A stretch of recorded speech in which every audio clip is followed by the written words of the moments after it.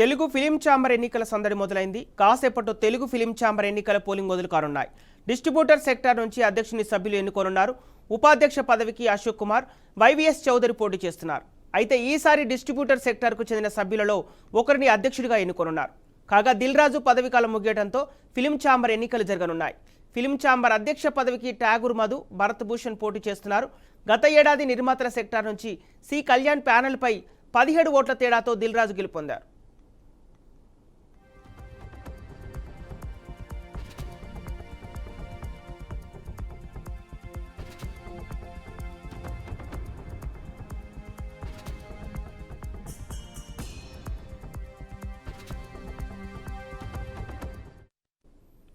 కాగా ఈ ఎన్నికల్లో అధ్యక్ష ఉపాధ్యక్షుడిని 48 మంది సభ్యులు ఎన్నుకోనున్నారు. ప్రొడ్యూసర్స్, ఎగ్జిబిటర్స్, డిస్ట్రిబ్యూటర్స్, స్టూడియో సెక్టార్లోని సభ్యులు ఓటు హక్కు వినియోగించుకోనున్నారు.